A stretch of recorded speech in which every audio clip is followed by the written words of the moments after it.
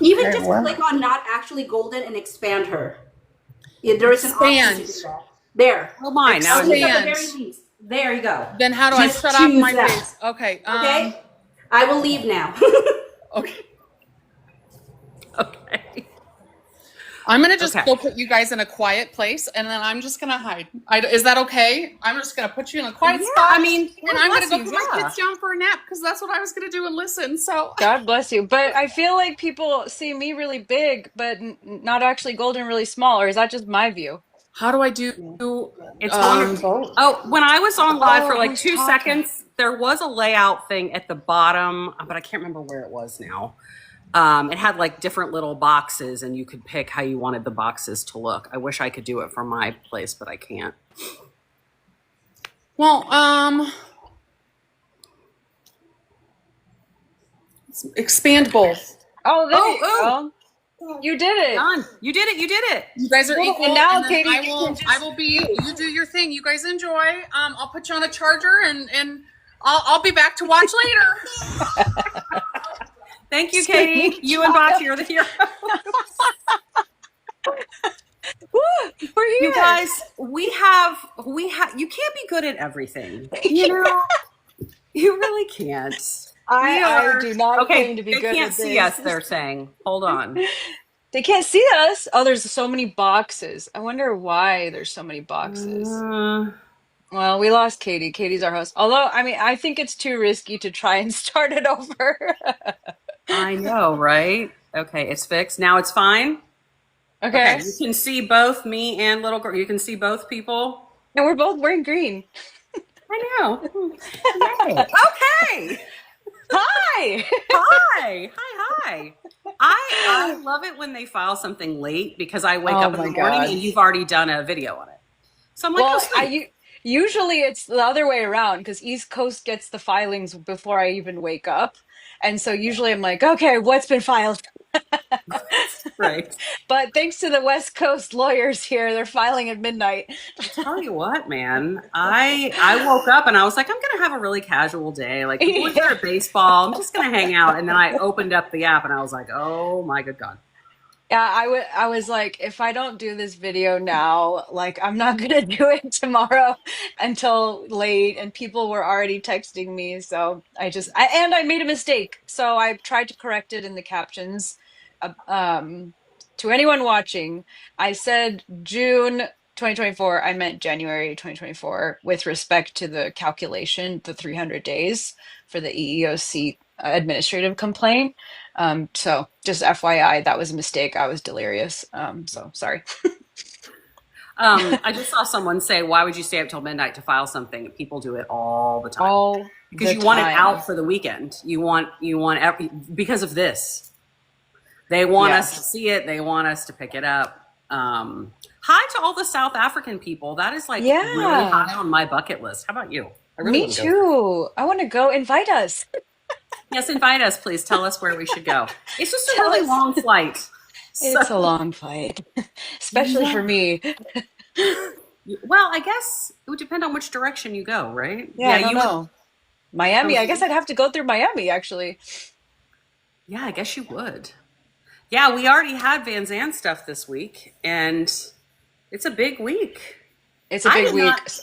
I did not see this coming. Did you? I actually did not think they were going to file an MJP. I had like a spidey sense something big was going to drop. And I thought maybe the Van Zandt stuff was that big stuff. And I did not expect them to file their MJOP now. It kind of makes sense in retrospect, like the stuff leading up to now, why they would do it. And some people noted that it's like the anniversary of the Van Zandt lawsuit or something. And so there's some kind of, I don't know if they planned for that. I feel like lawyers are kind of not like that, but maybe they did. No. I think, and someone just asked, and that's important. I want to make sure we said that this has nothing to do with Van Zandt. This is a Yeah. motion that could have been filed from like 2 weeks into the case, anytime up until yesterday, Yeah. which is why I think we're all kind of like, why now? Because this is something that can be filed pretty much until you get close to trial. Although once you get to summary judgment, you probably wouldn't do it. But it seems like the operative time is that discovery is about to close. Yeah, So September 30th, right? I think Like so. 3 days. And it appears from the motion that was filed last night, they have 2 depositions that day, Yeah. because they had the one guy they're fighting about, and then they had the other one that they were arguing about the other day. One was her manager or something. Yeah, the manager and then the Sony executive. Was it a Sony executive? I think The so. other one? I Yeah, think so. that's like the first time I'm seeing Sony appear, and I am like, that's what my current Roman Empire is Sony. Well, I mean, have you ever? I was talking to Risky Business. Have you ever seen a plaintiff in a case say that even though somebody else noticed the deposition, that they should get to go first because they're the plaintiff? I've never seen No, that before. no, not at all. That seems very odd to me. Like they want to, if you wanted to call them, you should have called them as the witness. You didn't notice the deposition, so why do you get to go first? It doesn't make any sense. Right? It's they're trying to couch it as we're worried they're going to run out of time, but it's like, yeah, that's just sort of this is the game. I mean, this is That's how the it game. works. Yeah. Yeah. And you've had Um, all this time to depose. You could have deposed them months ago if you wanted to right. and run the time then, you know? Right. What do you think the judge is going to do about that one? About the deposition thing. Yeah. I think he might say, you can start it at 8 a.m., but I'm not going to tell people how long they can take. Like, Yeah. you kids need to work it out amongst yourselves Yeah. about how you're going to deal with the 7 hours, because that is the same situation in every single. What does this guy have to say that's so important? I know. I want to know. Precious. Little. My precious. I know. What could it be? For those of you who are just joining, by the way, Katie's putting her kids down for a nap. She left us in the other room. She has graciously hosted us because we might be good at a couple of things, but we're not good at TikTok lives. No, we can't. We all have our things. You did such a good job last night of explaining like what this kind of motion is. I'm sure there are people who haven't made it through all of our videos. Yeah. Did you explain like procedurally what it is? Yeah, so an MJOP, it's confusing. It confuses lawyers, so don't feel bad if you feel confused about it. Even after we explain it, if you feel confused, know that there are lawyers that feel the same way. So an MJOP is exactly like a motion to dismiss, but the timing of it differs from a motion to dismiss. So a motion to dismiss has to be filed in lieu of an answer. So let's say you're sued and you want to respond with an answer. You either file an answer or you file a motion to dismiss, saying there's no validity to these claims. These claims all need to go away. But that time frame between when a complaint is filed and when you file a motion to dismiss is very limited. It's like weeks. And so sometimes you can't get your claims together to file your arguments together to get your motion to dismiss on file, and you lose the opportunity to file a motion to dismiss if you fail to do it before the answer is due. So in this case, there's various strategic reasons why you might want to wait to get all of your arguments together. And there's another added benefit to waiting to file an MJOP, and that is once the amendments deadline passes and the parties can't amend their claims anymore, they're set in stone. And so during the time where you're answering, the other side could be like, actually a second amended complaint, actually a third amended complaint, actually a fourth amended complaint. And you can actually, I've litigated cases where it was the 6th amended complaint. So that is a thing. And so here they waited, it happens. And so here they waited for the amendment deadline to pass, and they, gathered their arguments together. And this is the opportunity that now there's various strategic reasons why they did it now versus earlier, in the middle of discovery, at the beginning of discovery. We can go into that, but they are allowed to file it even up until right before trial, to say there's no legal basis for these claims. Look at the pleading, and these are the claims. They can't hold them up. Yeah, and the one time that I have I think it's only one time I've ever been successful with one of these. It was when it was a claim about a contract, and the complaint did not attach the contract, but I attached the contract to the answer. And once the contract was in play, because the court could consider both along with attachments, it was clear that the plaintiff had no case. So, you know, instead of having to wait for summary judgment, if you have sort of a, it's pretty funny. I've got a bar and you have books. It's later in the day at my house than it is. To be fair, it's after 12. It is after 12. But I think what's interesting about this to me is that, and this is what people have asked. I don't know if you've looked at the comments on your video from last night. A lot of people were asking me this morning, like, why didn't they do this earlier in the case? That's the big question, right? Yeah. Because these are essentially motion to dismiss arguments. And there's Katy. Hi, Katy. Hi, Katy. I have the theory. I mean, I think it's because they wanted to get all the information so that, you know, if these do get pushed out and these claims are forever barred, that Lively wouldn't be able to come back and be like, well, yeah, now we'll never see the evidence and we'll never know. I don't know. What do you think? Yeah, I think there might be a tie-in with the appellate lawyers that came in.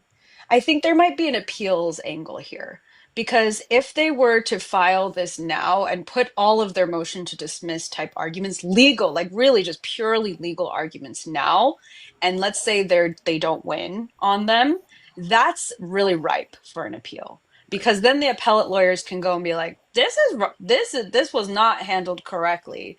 And so that's why I think they did it, so that the issues are preserved for later on in the outcome. That's why I think and the reason why I think they waited may have been more strategic in the sense that like they were allowing discovery to go forward, and I'm curious what your thoughts are on this, but allowing for discovery to go forward so that nobody can say, well, she didn't have an opportunity to go discover all the bad things that they did.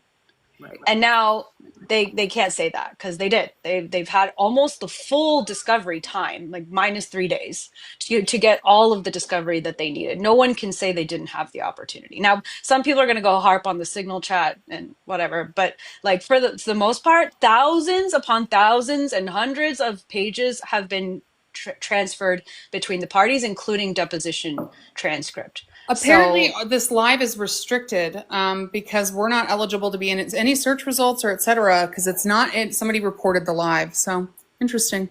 Oh. Reported the live? That's mean. Okay. Report away. We're going to be restricted from doing lives or something? It's just search results. It just looks like we can still be live, but if people are searching, it looks like it may be tough. They may have to just go to individual pages. So Okay. I appealed it. We'll see what happens. I'll send you a screenshot. Got it. I'm with you. I mean, I'm remembering way back. You guys might remember we had like the very first hearing in this case. We had that like telephone hearing that Lyman let us listen to about when they were trying to get a gag order and all of that.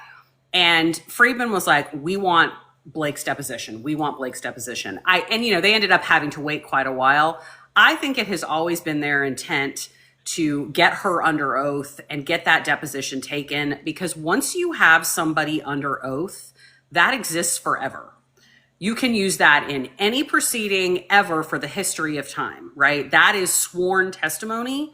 And so once they've got that and now they have it, they can always hold that up, right? So that if there's ever a claim of, well, this didn't happen or I didn't say that, they can sort of wave that around. So I think they were frustrated that they had to wait so long to get it. But I think that was a big part of the reason why they were like, let's just keep going. Yeah, they have that deposition transcript forever. And, you know, they probably made a calculated decision that there is a really good chance the judge won't get rid of everything, right? I didn't go through last night my videos. I don't know if you had a chance to yet, but I didn't go through my predictions of which ones are going to prevail and which ones aren't. But there is a very high chance that there will be a claim or two that goes to trial. And so if you get to a trial, you want to make sure you have all that evidence and discovery to best defend yourself at trial. And so that's another reason why they would have gone through the discovery process, because they're like, we're going to have to defend something most likely. And you can never predict how a judge is going to rule on anything, despite what anyone tells you. And so they're like, we are best prepared if we have all the evidence in preparation for trial. Yeah, I agree. And this is what people often do at summary judgment, which they're doing a little early, which is trying to sort of narrow the claims down and say, what are the things that we're actually going to have to go all the way on? Because if, for example, and I agree, I think it's unlikely that this thing just gets totally granted, although it's possible. They're not bad arguments. Yeah. And Lively's left only with a bunch of breach of contract claims. Is she really going to go to trial on breach of contract claims? Or is she going to, stick her hand out and say, maybe we ought to resolve this? Now, what it would take to resolve it, I don't know. But there was one thing, if you don't mind, I was looking at before we got on. Speaking of contracts, this fascinating issue that you guys have been wise to this since Go, which is what's the deal with her contract, right? Exactly. Which contract did she ever sign it? We don't think so. Ellen Garofalo put in a declaration yesterday that there is no one seems to have a signed version of the contract. So, but the point that they've brought up that I think is really interesting is who's the party to the contract that loaned her out as an actor to this production. So we know that Blakel Inc. is the entity that she's created that loans her out, right? Mm-hmm. So that was one side of the contract. And then It Ends With Us LLC, It Ends With Us Movie LLC was the other party. So the employment agreement, and I went and looked at the rider to the employment agreement, and that's true. The parties to that are Blakel Inc. and It Ends With Us Movie LLC. And what they've made here is kind of a domino argument, I think, that they point out, and I'm looking at it right now, and they're absolutely right, that when Blake filed her CRD and got her right to sue letter, she didn't include It Ends With Us Movie LLC as a respondent in the CRD, which means her right to sue letter didn't include It Ends With Us Movie LLC, which means she didn't have the right to sue It Ends With Us LLC in court. And now the statute of limitations has passed. So that's the argument they make. But I think what they're not saying is, if the court says, I agree with you, It Ends With Us LLC is out of the case because you didn't go through the proper process and now the time has passed, I think they would then make the argument to say, well, without It Ends With Us LLC here, how is she suing all these other parties for employment claims when they didn't employ her? Exactly. Wayfair didn't employ her. Steve Sarowitz didn't employ her. Jamie Heath didn't employ, right? So that's my take. I don't know what you think, but it seems to me they're trying to pull the little thread. And then if they can get that, they can pull almost all of the, if not all of the discrimination claims down. Yeah, I agree. And maybe that's why they didn't hit hard on the timely filing against the other parties, because they're like, well, this is something that we can take at summary judgment, because the key is there's a professional, they call it a professional relationship between Blakel Inc. and It Ends With Us LLC. And if you break that link, then there's arguments that they didn't make here, but there's arguments that this is not a joint employer and that you don't have any claims against Wayfair, blah, blah, blah, blah, blah. And so they probably needed to rely on extrinsic evidence to make those arguments. And that's why they didn't do them here. I think that's spot on. I agree. And, a long time ago, I've got a video somewhere about alter ego and about and someone just asked a question about identity of interest. You create these companies for the purposes of exactly this, right? That she creates Blakel Inc. so that if there's ever an issue with her, no one's going to go after her personal assets. And I'm assuming Wayfair created It Ends With Us Movie LLC for exactly the same reason. So you do this to shield yourself from liability. So they're now basically saying the only two parties in an employment relationship were Blakel and this company that she didn't include anywhere. Yeah. I'm fascinated by it. And I'm looking at it and I'm looking at the CRD and it's so weird because they've got Justin, Jamie, Steve, Wayfair, Melissa, Tag, Jennifer Abel, RWA Communications. Who was that even? Yeah, I don't even know. I missed that one. RWA is Jen Abel. It's her company. owns her Oh, company. thanks, Katie. See, this is Okay, why we thank need you. you. Yeah, seriously.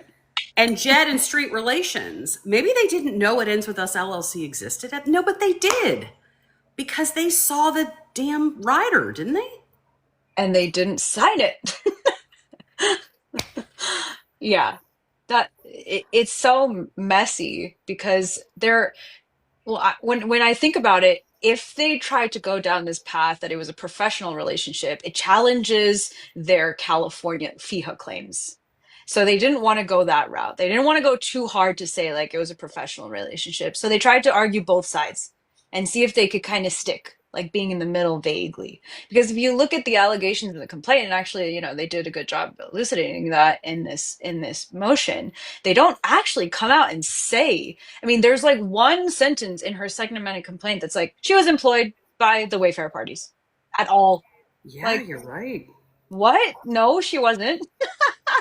He was Like, not. technically, she was not. And so I think they were trying to like play that allegation vaguely so that they could piece it apart in the way that it would be most beneficial to them when they have to argue it. Yeah, that's a great point. She just kind of says it like generally, but then when you look at the rider, so the rider is basically an addendum, and when you write an addendum on a contract, the addendum is between the same parties that the contract was between, right? Because only the people who made an agreement can addend it. Only the people who made an agreement can change it.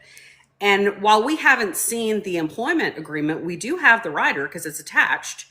And the rider is attached, is between, and is signed by It Ends With Us Movie LLC and Blakel Inc. Mm-hmm. I don't know, I mean, you're a California lawyer and you know FIHA better than I do.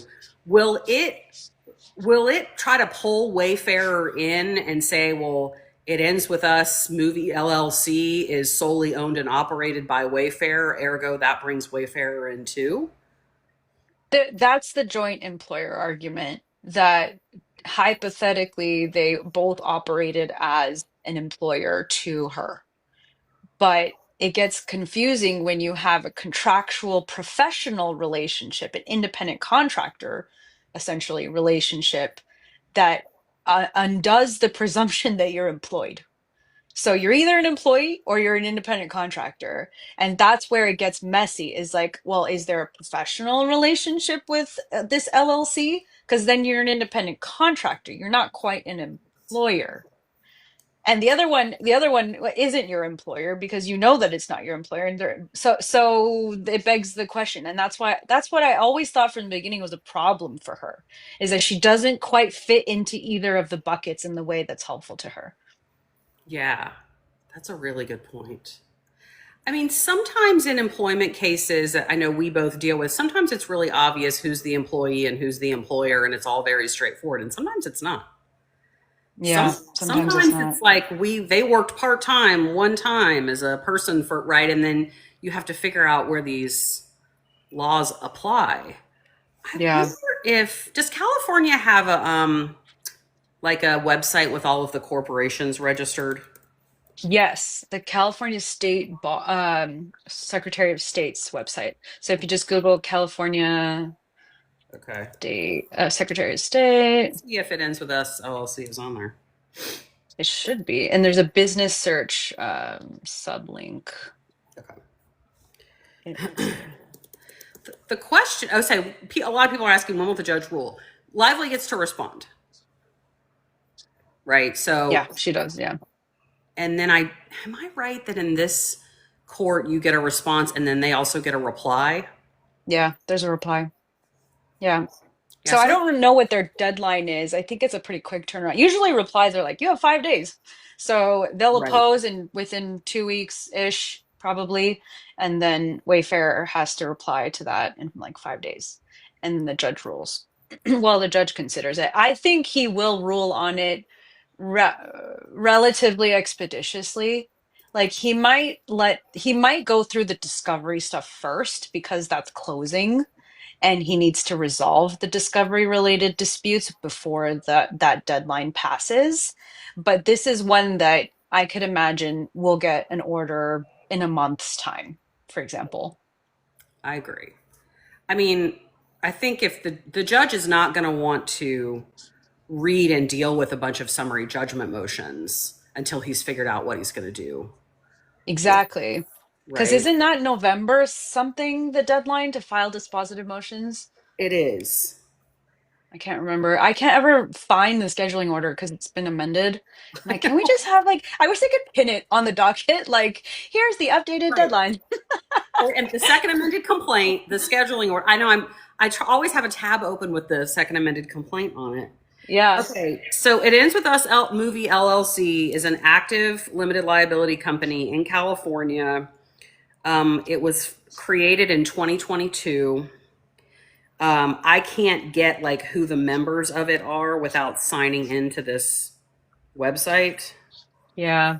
But it says that it's got a principal address somewhere like on Rodeo Drive or something. But I'm sure we could find it because it might depend. Like if the only member of It Ends With Us LLC is Wayfarer, then maybe she could try to pierce through there. I don't know. But even still, she either argues I'm an employee of It Ends With Us LLC, or I had a professional contractual relationship with It Ends With Us LLC. You can't have both, right? Right. Yeah, you can't. So That's either the you're Blakel Inc. that Blakel Inc. loaned you out to It Ends With Us LLC / Wayfarer, or you were not Blakel Inc. You were just Blake Lively and you worked as an employee for Wayfarer, that's a aka It Ends With Us. That's the choice that she has to make. That's a great point. Yeah, I had a client, this was maybe like 5 or 6 years ago, get audited by the Department of Labor because there were actually a handful of people who were being categorized okay, you got it, risky business. The managing, okay, it's the corporation. Okay. Um, that company, that client, they had a handful of people who were both full-time employees and also independent contractors because they were doing like their full-time job and then they would like come in on the weekends with their catering company, Side gig. help out the and the Department of Labor came in and ripped them a new one and was like, you cannot Yeah. do that because you have to be one or the other.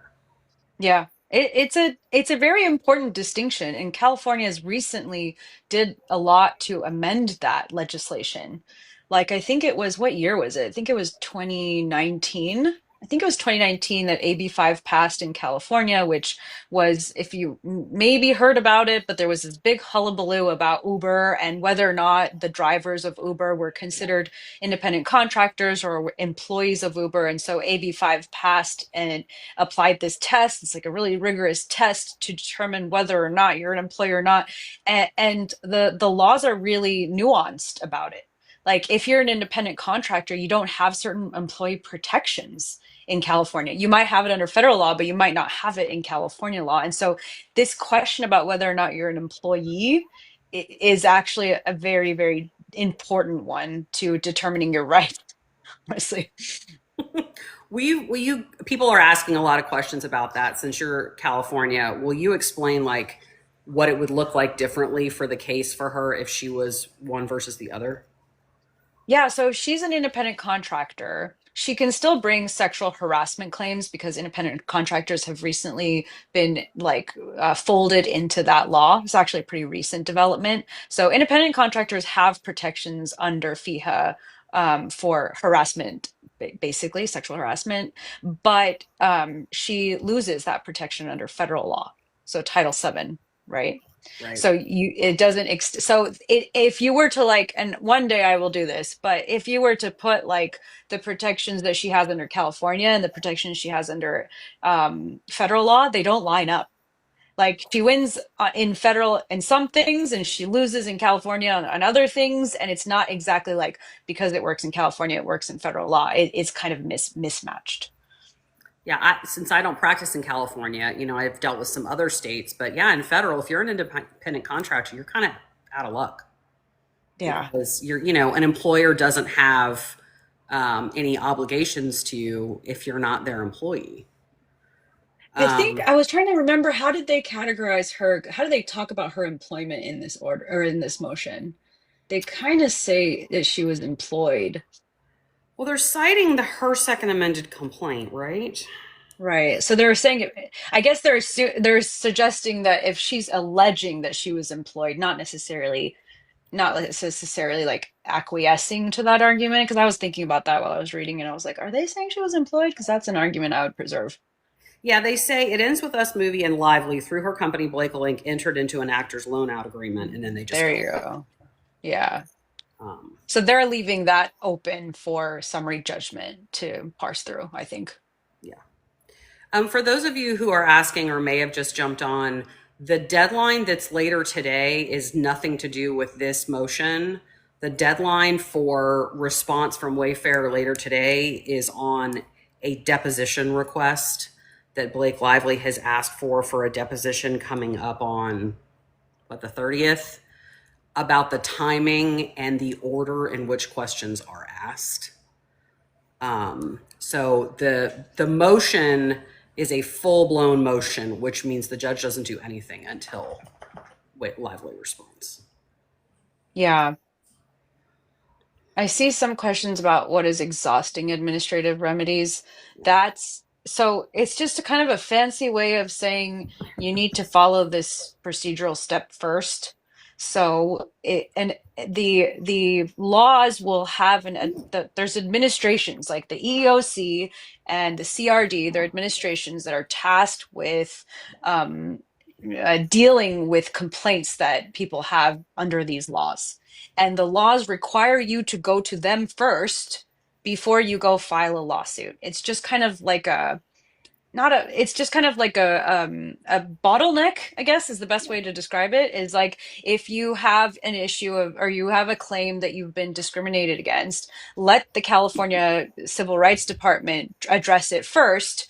And then once you have addressed it through them and you have the right to sue, then you can go and file a lawsuit. And there's lots of timings and procedural rules around that to try and help with narrowing down the types of claims that get filed in court. It's an efficiency thing. So you can't just like one day decide to file a discrimination lawsuit. You have to go through those steps. Yeah, I'm trying to get Frank to turn around. I'm buttering. Frank! It's Frank. Should we show our dogs? Mine's here too. Oh yeah, do you want to see everybody? He's looking at me like, lady, what's wrong with you? Okay, come here. Come here. Frankie, look. Say hi. Look. Dogs. Look, it's doggies. Frankie, do you see the dog? They're both like, what's happening? Why are you doing this to me? Yeah. Yeah.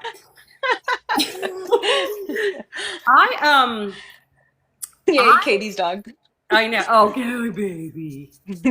I'm one of those people who thinks that dogs should be allowed to be like in the store, in the office. Agreed. Everywhere. Well, you're in California. You probably get it more often. We're pretty dog friendly out here. Yeah. I think that the takeaway or one of the big picture things for me is that Wayfair is confident enough to file this at this point, thinking they wouldn't file this if they thought it had no chance. It doesn't mean it's going to be a total win for them, but I don't think they would take this shot if they didn't think that some of this stuff was good, because they can't, that would not be good for their PR strategy. Yeah. Yeah, I agree. I actually like if anyone comes and says that this is a PR motion, there is no part of this to me is PR. Like this is the most legal thing that we've seen filed pretty much to date, like pure legal arguments. And they do, I think they reference a little piece of extrinsic evidence, I think, which they also redacted. So even that part, even that they did, it wasn't like they were trying to bring something in front of the public to see. It was a pure like there is no legal basis for these claims. I don't think this is PR. This is their legal strategy to narrow this case now that discovery is completed, so that because summary judgments are huge, they're massive undertaking that takes poor lowly associate I've been hours. that person. Mm-hmm. We've all been there. poor lowly associates hours and hours and hours to put together because there's multiple pieces to it. You have to put the evidence in place. You have to make sure that the evidence is supported, and it's a massive filing. And so anything that you can do to narrow the claims before you file a summary judgment is the best thing that you can do for yourself. So I think this was a very smart move for them to bring this. Usually, and I'm curious what your thoughts are on this, because I'm a client. So usually clients don't want to pay for this Right. because they're like, well, let's just try our hand at summary judgment. Why waste the time and energy to do an MJOP? But this is a massive case, and there's a lot of claims, and like trial is looming. So they made the cost benefit analysis that it's worth filing this motion before a summary judgment motion. What do you think? I totally agree, because it is much cheaper. And like you've said, it preserves their arguments. I think one of the questions I've been asked a lot, and I think probably could use some explanation, is like, why is it so different from a motion for summary judgment? So motion for summary judgment, you're making similar arguments like the law does not, this case does not need to go forward because the law doesn't allow it. But at the summary judgment stage, you get to bring in everything that you found in discovery. So you're arguing there's no genuine issue of fact for a jury to decide, which means that all of the facts start coming into focus. And of course, it gets incredibly complicated when you get to the facts. And I think that Wayfair probably thought at the beginning that, you know, we want that. We want the facts. We want to get into a fact battle with her. And so they didn't file a motion to dismiss. But all I can guess is that they've gotten to a point where it's like, all right, we've done enough of that. This is getting tiresome. We're fighting over everything. And you're right. It's getting really expensive. I don't know how many experts everybody has retained, but each side has got to have at least a couple. Yeah, sometimes I try to think about what the bills look like in this case, and I'm just like, it makes me sick. I mean, her money's green, you know, like I've had plenty of times where it's like, do I really listen? Like, well, they pay. Yeah. When I first started working as a lawyer, I worked for a guy. He was very grumpy and mean, but he was very good. He was a terrible boss. And he I had one of those. I learned a lot from him, but I also learned I don't want to work for someone like that. But he had a client that was like a property developer, and that guy was so litigious, and he wanted to file litigation over everything. And I remember being in like the third case I had to deal with him. And I remember saying to the lawyer, like, what, you know, why do you keep doing this for him? And he's like, if he wants to pay for it, who am I to say no? I got kids I got to educate, right? Like, so, Yeah. I mean, I can't blame them for continuing to litigate a case where they're making money. I personally would not have put my name on a letter saying I get to go first because I'm the plaintiff, because I think that's embarrassing. Yeah. But that's me. Yeah. I mean, I think there's always one, I mean, coming up as a litigator, the partners I worked with always said all it takes is one crazy client, one crazy opposing counsel, one crazy opposing side, one crazy judge that drives up the cost of litigation. And so it only really takes one to make something spiral into crazy expense. And a lot of it is client driven. If the client's like, here's an unlimited amount of funds, go do everything and anything to get this done, because there are things that have happened in this case that just would not have happened in a typical employment case. Like you just don't see that level of, let me go and subpoena YouTube to get like all of this data about random content. Like that's just not something that typically would come up, because you're not going to spend the money to do that. It's a waste of money to do that. And most companies are trying to preserve money. And so like here, they're like, unlimited funds, go crazy. And so this is like, honestly, they should teach an entire class in law school about like, these are all the things that you could do if you had unlimited funds. You had unlimited. It's true. I mean, I feel more and more the more I see that the conversations that happened when Lively was hiring lawyers and figuring out what the strategy was going to be, that there must have been a lot of like, you know, this doesn't fall into any particular category. we're going to have to make it up as we go, because as we have both said, and many others have said from the beginning, a smear campaign is not illegal all by itself, even if there were one. Right. And I think she said, I'll pay for it. I just want to find out who did this. And they're just like, okay. Yeah, So that's what all the discovery points to. Like they're trying to figure out who was responsible for people coming on TikTok and posting badly about her. Who was responsible for the news articles that highlighted X, Y, and Z. That's all it seems like the discovery is fixated on. We haven't seen, and maybe there hasn't been disputes about it, but we haven't seen a lot of dispute over like, oh, employee X won't testify about what happened on the set of It Ends With Us, or oh, they won't hand over their previous records on whatever, whatever. Like we just don't see much on the hostile work environment claim. And so you're right. I think that she's like fixated on figuring out who did this. Let's like, get to the bottom of that using litigation to do it. It's crazy. I mean, I guess there is, now that you say that, I guess there is another benefit if they could get, especially some of the discrimination claims kicked at this motion, is that those third-party witnesses who don't want to be a part of this, like Isabella Ferrer or Taylor Swift or whatever, they could say, you don't have to deal with this anymore. Right? I mean, there is that motivation. I think what Taylor Swift's lawyer has said in front of us is probably what all of these people and their lawyers are thinking, which is, if you make me, I'll comply with my civic duty, but I really don't want to, because who wants to get in the middle of this? Yeah. So I guess that could be another thing of like, hey, wouldn't it be nice if we didn't have to have, everybody who was in the room of the birthing scene give individual testimony about what they saw and what they heard? Because that gets real messy real fast. Yeah. And I mean, I always think about like, what are other actors thinking? Like, what are other actors that are going into these types of scenarios, these types of shows, movies? Like, what is it impacting them in some way? Are they thinking like, oh man, I don't want to have to like, or is like, what is Hollywood's reaction to this? That now we're going to have to parse apart exactly how a scene is directed and like it. I think there's going to be ripple effects for Hollywood from this case because now everyone is like, am I gonna have to, Right. This is weird. Well, a big thing for me to learn was remember when this first got filed and everybody was all worked up about the intimacy coordinator, and that was like the story of the day.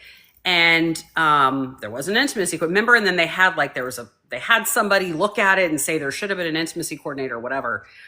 And then great creators on here who are in the industry were sort of like, that's not what you guys think it is.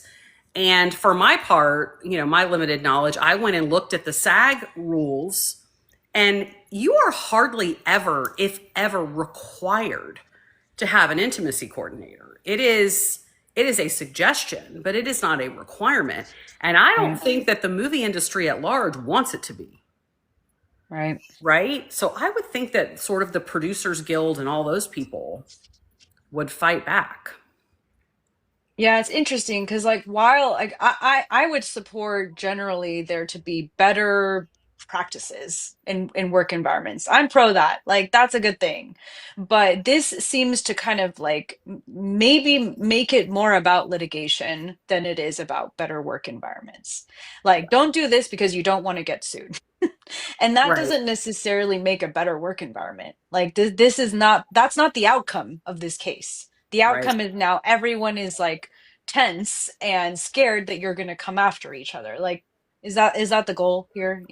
That doesn't seem very good for creativity. Well, Yeah. and the thing that I think people noticed early on, and that you and I have sort of confirmed, like that's actually part of the legal argument, is the power dynamic. Yes. Because sexual harassment has nothing to do with sex. It has everything to do with power and control. And I think that's really hard sometimes for the public at large to get, but it has nothing to do with sexual attraction or sexuality or any of that. It's about controlling somebody. And, we always assume, especially with what happened after Weinstein and all of that, that the people who were being accused had the power and they wielded that power in an illegal way. But what's always been so fascinating to me about this case is that she had more Hollywood power than he did. Mm-hmm. And so that to me is interesting in terms of like a bigger actor with a smaller director. I would think that if you were that kind of person, right? Like I'm making this small indie movie and I got lucky enough to have this incredible, Oscar nominated actress in my film, the power dynamic is off. And so maybe the whole thing doesn't work. Yeah, I agree. I always, if you even roll back to like the formation of the EEOC, the intent of these laws, anti-discrimination laws, was to address the power dynamic between the one that's paying you and the one that's getting paid. That's why they exist, is because when you're sitting there like, I have to feed my family. So what, you get to do whatever you want to me. You get to touch my body, or you get to treat me differently on the basis of my, you know, category X, Y, Z, and I don't get to say anything because you feed me and my children and my family. So that's exactly why these laws are in place, because it's protecting the little guy from the big guy. The big guy being the one with the pocketbook, the one that's giving you a livelihood. And so in this situation, it's completely reversed. You have the person that has all of the power, and there's even like an illustration of that. She got the PGA credit, she got her picture on the poster, she got everything she wanted after she made her complaint, which goes to your point about the adverse action. We can talk about that. But she got everything that she wanted. She had the power. So even when she complained, she wasn't at risk of not being able to feed her family anymore, not being able to have her job anymore, because she got more than what she was given at the beginning. It's almost like getting a promotion after making your complaint. And why was that? Because she had the power to do so. So to turn around and say like, I'm affected by this power dynamic, no, you had the power in the situation. So you're kind of like bastardizing the law. The law that says like we are protecting the powerless in this situation. Yeah, I think you would agree with me, but if you don't, it's okay. But the US, I know we have a lot of international people here. The US is a very employer friendly country in Yeah, general with our laws very. because of capitalism, right? So the US laws, California is a little bit more employee friendly because it's more progressive. But in general, federal laws in the United States favor the employers far more than the employees, because it's sort of like, well, if you want to work here, you're going to have to follow my rules. And so, they're going to have more rights to begin with already. But the fact that, I just keep looking at like the 17-point list meeting and then the all hands meeting they had in January. Y'all, I have seen CEOs and COOs of good-sized companies, and they can't get an all hands meeting just because somebody complained about harassment. Like, that is not a normal thing. It's Yeah. just not. You have to have a lot of authority to be able to do that. And that doesn't mean she can't be harassed, and that doesn't mean she can't be treated differently because she's a woman. But when it comes down to, could this actually meet the definition of being illegal harassment, it makes it a lot more complicated.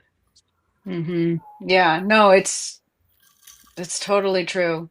Yeah. It is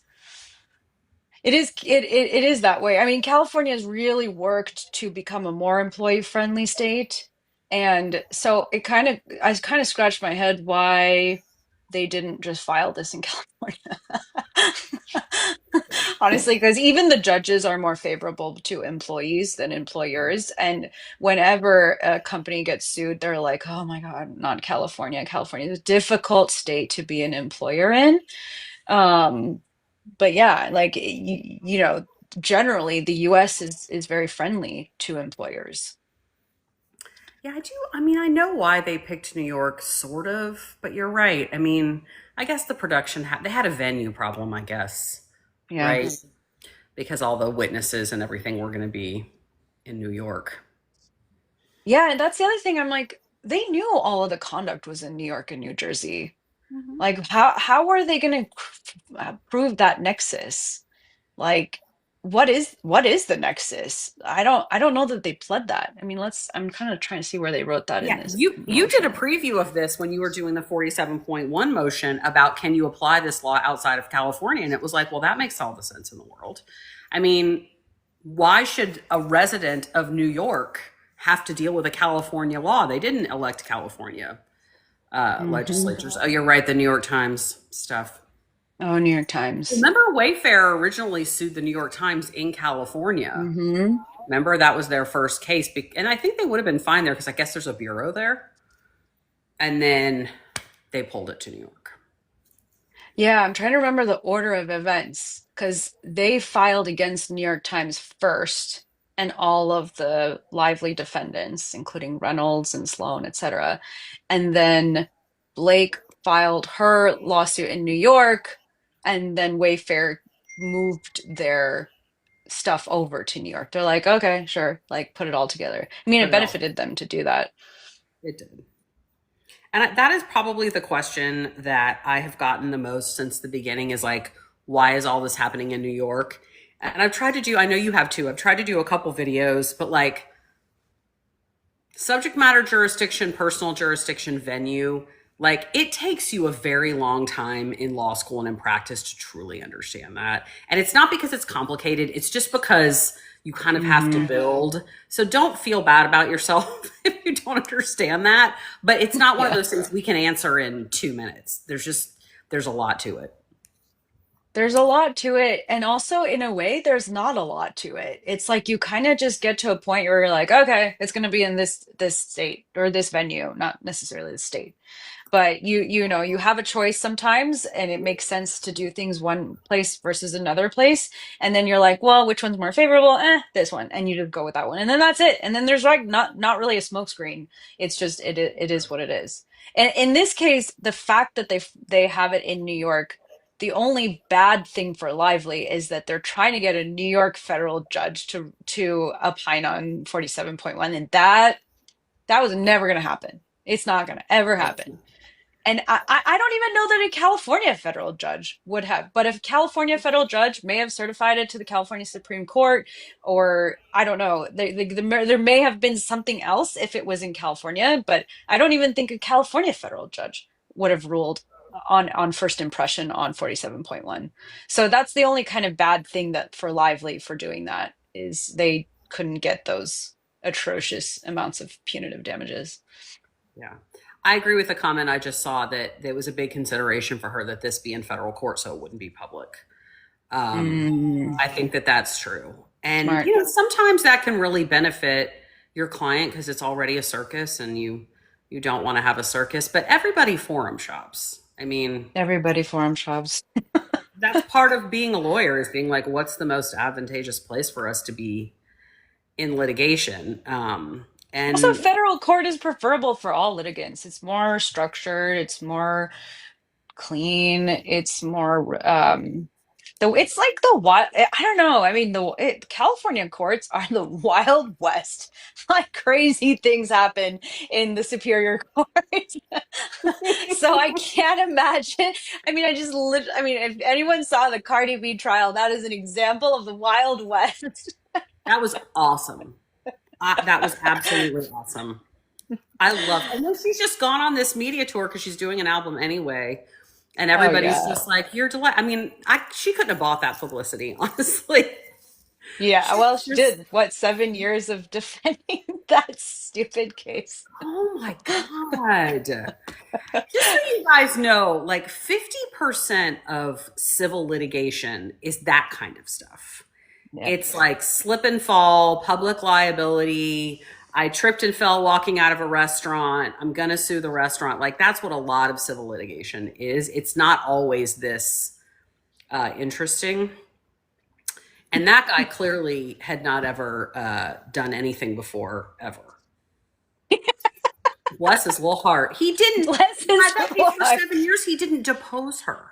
I cannot understand how he didn't depose. You're gonna go to try that's the craziest thing is you had a plaintiff that you're had every opportunity to depose Cardi B, and you didn't take the chance to do that. You just, on a hunch, thought that you could get a gotcha on the witness stand, and if anything, it was the other way around. She had him. She was turning that guy in circles. I know. Well, and it's so funny. Like, I'm sure you get asked this too, but I get asked all the time. We need to do a recap on the motion because new people are coming in. Yeah. I get asked all the time, why do Lively's lawyers keep bringing this case if it doesn't have any, it's frivolous. This is not a frivolous case. You may think that she doesn't have what it takes to win it, but this is not a frivolous case. That was a frivolous case. That was a frivolous case. Yeah. There's zero evidence other than this woman's word. And that word is belied by video and multiple witnesses. Do you remember where they showed the like picture of her cheek and they're like, so where is the scratch? She's like, here. And like you like look at it, you're like, but where?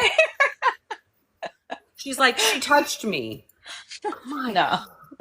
I'm pretty sure that if Cardi decided to throw down, she would throw down. Oh yeah. And she in would so many words and be almost like, said you're that. damn right I did. Yeah. You're like, yeah, I did. All right, you want to do a recap of what got filed? MJOP just showed up. Yeah, so it looks like our live was restricted for a bit. So hello to everyone.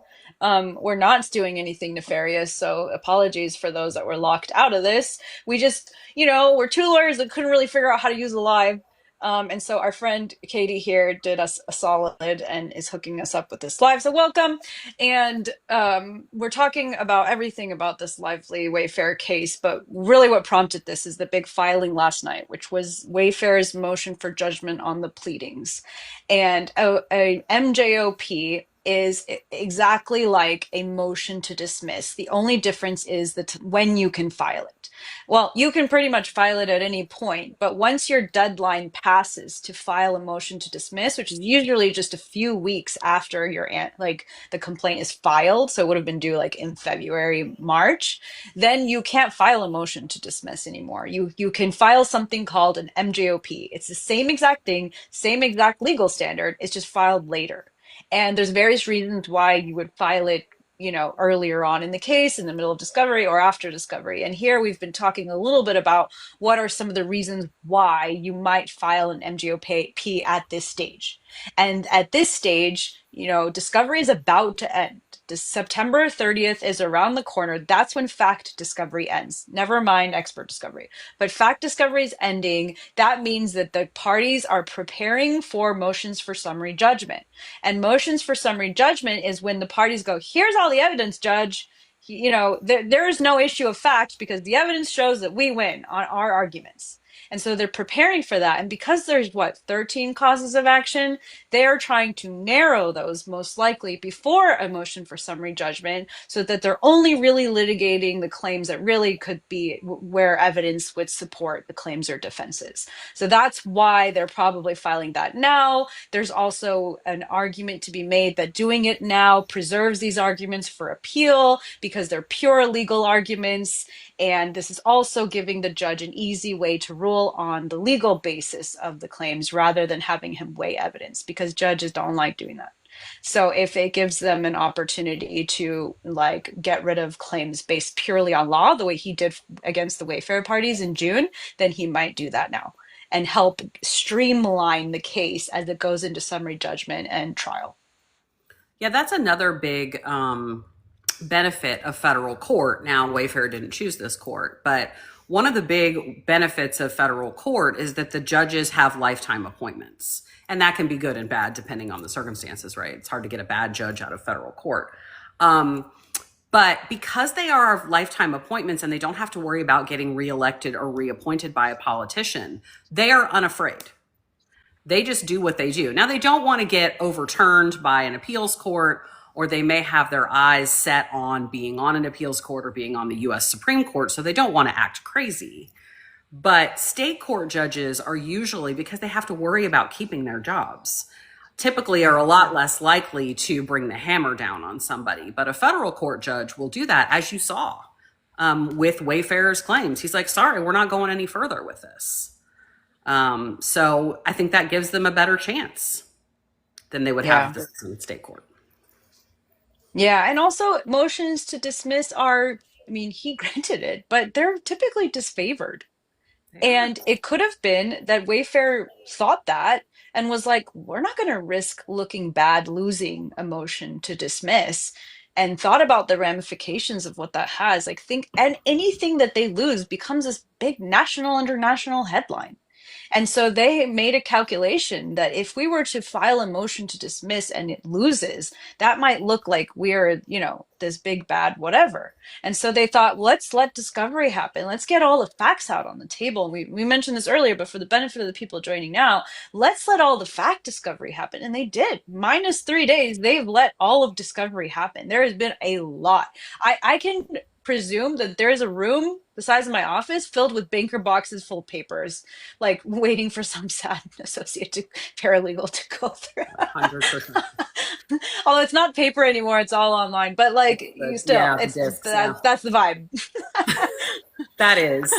Yeah, I have seen so much that's happened in this case. Like when people get upset about the judge, and people have their right to complain about the judiciary for sure. He's certainly not perfect. Mickey, I know you're here to agitate, but like that comment doesn't make any sense. You would, if you've seen the facts are out there no matter whether it gets dismissed or not. If you want to ask a question, I'm happy to answer it. But a lot of what I've seen, like tried to look at through the lens of what the judge is looking at, is the judge is not looking at this as a case filed by Blake Lively, the actress, Ryan. He is looking at, this is a person who is claiming they were sexually harassed. And in his job as a member of the judiciary and trying to be fair and impartial, he is thinking, how do I treat someone who claims to be a victim of sexual harassment? Whether he thinks that person has a great case or whether he thinks that person has a shit case. And I think once you start looking at it through that lens, then everything he's doing, like, let's let her get as much information as she can get. If she feels unsafe, okay, I know we probably don't need it, but let's just let her have it. I think that's what he's doing, is he doesn't want to be called out for not giving a potential victim of sexual harassment what she needs to pursue a case, because that would make him look bad. I don't know if you agree with that, but that's kind of how I see it. Yeah, I mean, and typically you want to give plaintiffs their day in court, right? Like, regardless of whether they're famous or not, judges want to give plaintiffs their day in court. And so they're not going, this is so distracting. There's literally a corgi's butt just came in I liked it, but okay. I liked it, but I'm like, wait, what was I even saying? That was cute. So, so they, judges want the plaintiff to have their day in court, and they're not going to be, and that's why motions to dismiss are disfavored, because they're like, yeah, but what if there's, something to be found in discovery? Now, there's that balanced with a judge wanting to streamline and clean up the stuff that he has to deal with. And so there's this balance that happens.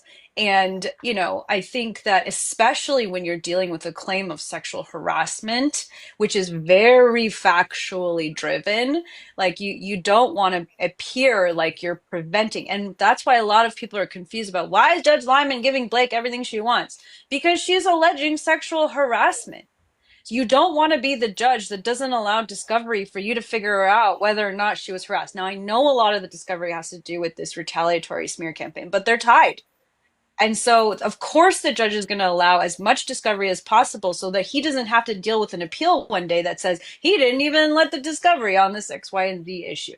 He's going to give them everything they possibly want to be like, okay, like, now let me see the evidence. And that's what summary judgment is for. Yeah, and that's just a dynamic that's in employment cases a lot of the time, where if you represent the employer versus if you represent the employee, the judge or the investigator or whoever is always going to feel like they need to make sure that whoever is making the claim, because of the power dynamic. So I know that's weird for all of us because we know the facts of the case. But in Lyman's mind, this is a person who's claiming she was sexually harassed in the workplace, and I've got to treat her fairly, to your point, so that no one can ever accuse me of not giving her her due. Yeah. Um, and every once in a while, I'll look up the other cases that are on his. I'll go in Court Listener or Pacer and look up the other cases he's working on. And he is working on, well, he has criminal cases, because remember, federal judges, you guys might not know this, federal judges do both civil and criminal, unlike state court Which is judges, hard. which is very hard. That's a hard job. It's a hard job for not all that much money. I mean, where Yeah. did he work before this? Like Wilmer? I don't know. Yeah. He was Yeah. making 7 figures a He was year. making way more money doing that. Yeah. Yeah. So this is a thing you do, like, okay, I want to be a federal, maybe he wants to move up. I think I mean, if it's kind of like they say in a mediation, like if you come out of a mediation or an attempt to settle a case and everybody's a little bit unhappy, then that's perfect. Right. And it's kind of like that with a case. Like if everybody wins some and everybody loses some, that's probably exactly right. Yeah. But this is going to be a big test, because this is the first big dispositive. This is the first dispositive motion, period. This is the first really big motion affairs filed. Yeah. This is their, I would say, their biggest play so far that we've seen, right? We don't know everything that's happened behind the scenes. We don't know what kind of deals they've struck with the other side. And I can guarantee that there has been, because like there are probably things that they're like, yeah, we can forego, doing X, Y, and Z, or, deposing your mom. Like, that's all like on the table. I've had situations where I've subpoenaed a plaintiff's husband or wife or Oh, sure. parent or whatever, best friend. I mean, it's totally fair game when you're saying like I'm emotionally distressed. Well, yeah, let's hear it from your Talk mom. about it. Like let's hear so I'm sure there has been plays that they've done behind the scenes in discovery that we just don't know about, but this is huge. And like to the extent that it gets reviewed by the judge thoroughly, which we assume he will, there will be a lot of narrowing of this case. This is a huge turning point for the case. I do not see a world where he just flat out declines to grant any of it, because some of it is just so logically sound that you can't really dispute it. So the opposition will be interesting. Yeah, whenever I'm reading it, I'm always trying to figure out, like, what are they going to say? What's the response to this? Some of it I can see a response to this. But for those of you who just joined or missed it the first time, this is a dispositive motion, which means if Wayfarer wins in whole or in part, those claims are over. It is a judgment in their favor. They also might be able to get attorney's fees for some things if they get a judgment in their favor. But this is a motion that would take those claims out of the case for good. That's why this is such a big deal. Because if Right. Wayfarer were to win this, even, let's just say they got lucky and they won the whole thing, which is probably unlikely, all of those claims would totally go away. And the only thing that would be left are like a few breach of contract claims. And whatever culling happens through this, even if the judge takes one or two or four or whatever, you're then left with whatever's there. And then both sides reevaluate and decide, are we really going to go to trial on this? Are we really going to go forward on this? Can we come to some sort of a resolution? That kind of stuff. Yeah, well, when the order comes out on this, narrowing the claims down to what they are, that will be an interesting conversation about like, is it worth their while to take this to a jury? And will a resolution be like if, let's say, the retaliation claims go away completely, and I mean, are they just going to go to trial on, and a hostile work environment claim? Is it worth it to their PR to do that? I don't know. I'm not really the expert on that, but that's the analysis that they'll have to make once these claims get narrowed, and that will be really, really interesting. As of now, a lot of people ask like, "Will they settle? Will they not?" Like that it really, at this type of case, it really gets to when we get to the summary judgment, when all the evidence is there and is presented, that's when you know when the real meat of your case is. Like that's when you know like what are your chances of surviving a trial or prevailing at trial. And so it's the analysis really comes in at that point, like, okay, like now we got to decide, is it worth it for us to go to trial? Most people it's money. Here it's going to be reputation. Yeah. And the judge is going to require them, if they stay in the case, is going to require them to mediate at Yeah. some point, because all judges require that in all civil cases these days. Um, but like you just said, it's hard to mediate at the beginning if you're not sure what all the facts are. But once you Hmm. have all the facts in hand, that's when you can sit down and say, and when you have a settlement discussion, you literally talk to the other side about, like, listen, your best day is blah, blah, blah, blah. And I think you have weaknesses here. And I think you have weaknesses here. So I'm going to make an offer to you. And that's going to be either better or close to what you would get on your best day. And it really just becomes numbers then. But you're right, with reputation, I don't know how they're going to do that. I don't Yeah, I know. mean, that's the weird part about this case is like it is about reputation, right? Like that's everything Yeah, for these two parties. Otherwise, we wouldn't even get here. that's true. We wouldn't I even be mean, here. she's not going to apologize. He's not going to apologize. And I just keep trying to think about the middle ground, right? Like, they each make a statement that clearly there were some misunderstandings and they both just agreed that, I don't know. I don't know how that would Yeah, work. I mean, I think a middle ground would be both sides.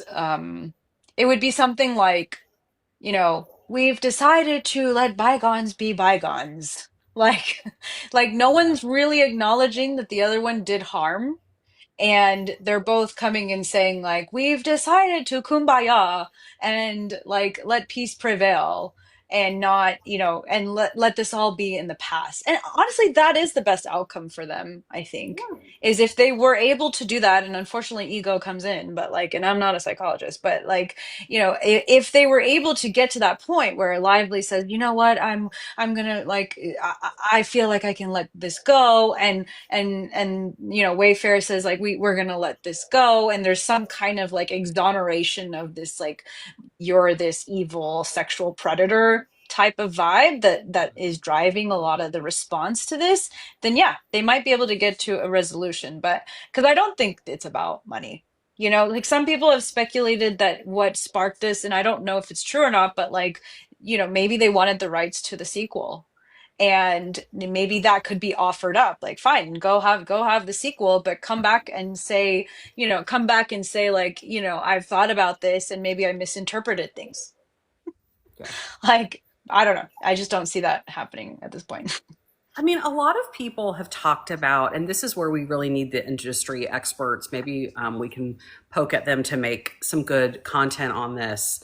Um, I guess if you're Baldoni, the individual, you'd be like, okay, I just want to make sure that I'm hireable, right? I want to make sure that there's nothing out there. Now, I know in Hollywood they have morals clauses and all these things you don't have in a regular job, but I just want to make sure that I can show everybody I was never found to have done anything wrong. But since he works for Wayfair and they make all of their own content, I mean, maybe he also wants to be an actor in other projects. I don't understand fully how reputational harm for him as a director and a producer and somebody who is, putting things in development, how that is affected if, there's never a finding as to whether he did anything wrong or not. I get why Yeah. if it's like you sexually harass somebody, so you're never going to be able to work in Hollywood again, which, give me a break, of course he could. But I don't really understand that part. I'm curious. I mean, to that point, to your point, like it would make it hard to settle. Like if you're Baldoni and you're like, no one's gonna come work on my sets still, because there's still a huge part of the population that thinks I'm a predator because you went and told everybody that I'm a predator through litigation. And I couldn't do anything about it because you did it through litigation. It's like Right. it's this weird kind of like loophole that is allegedly ruining his life. So I don't know that it would have to be something that really exonerates him from that for him to be like, okay, I'm willing to walk away from this too. But a lot of I've made a video about this, but a lot of people have asked, like, can she just drop her claims? No, she can't just drop her claims. She doesn't get to do that anymore. It's too far in. The procedures won't permit that. She has to get them to agree. And so if we see that happen, it's because they've all agreed behind the scenes in a confidential settlement agreement. But that's what we're talking about, is like, is that even possible for her to drop her claims? Because would they even agree to it? What would those terms be, you know? Yeah. Have we missed questions? I haven't been reading any of Probably. these. I'm going to go back to something we talked about at the very beginning, which was, Yeah. In terms of, we're talking about settlement, but like, what did Wayfarer want? I think we agree that one of the things they really wanted to get out of this litigation is to get Blake Lively under oath in her deposition, which they can drop on us anytime they want to. And they got that. And so let's just say that they come up with some sort of resolution and it's wishy-washy and it's like, oh, we're all whatever. They could turn out the next day and just drop that deposition on the internet where, presumably if they would want to, it completely undermines all of her claims, right? Mm-hmm. So we don't know what other evidence is out there because, we haven't seen 95% of it. I do think that if I were a Wayfarer, there is no way I would agree to any kind of resolution unless I maintained the ability to share that information publicly whenever I felt it was appropriate. Because I think they also saw how well that did them, right? When they dropped the footage about the dancing scene, when they dropped the timeline, they seem to feel, at least up to this point, that giving us the information helps them. So even if they did have a settlement, I can't see them giving up their right to do that. That's a good point. And the confidentiality drops when, because the protective order is only up until trial, right? So that unless things get filed under seal, they'd have to file her deposition under seal for it to be sealed away forever from the public. And they might be able to do that for parts of the deposition that have like personal identifying information, yada, yada, but they won't be able to seal the whole deposition. Like, No. I've never seen that. I mean, many people have said people who work with like abuse survivors can't get their depositions sealed. Yeah. I mean, I've seen some pretty bad shit in my life and none of it was sealed. Unless it's dealing with children, it's pretty tough to do. We're getting a lot of questions about Vanzan. Want to talk about Vanzan? Vanzan. Where do we start? So this deposition is supposed to be of the corporate rep, and we don't know who that is. It has to be Ryan, right? Like I can't imagine it being anyone else. I've thought about this a lot. It has to be. Does that company, I know that Elsie or somebody had pulled up all the corporate records for it. It's like him, their manager, and then like a registered agent, right? It has to be Ryan. Yeah. It has to be Ryan. I mean, you can't have the process server registered agent be the designee. That doesn't really make sense. They're not in the corporation. So, and there's no one else named.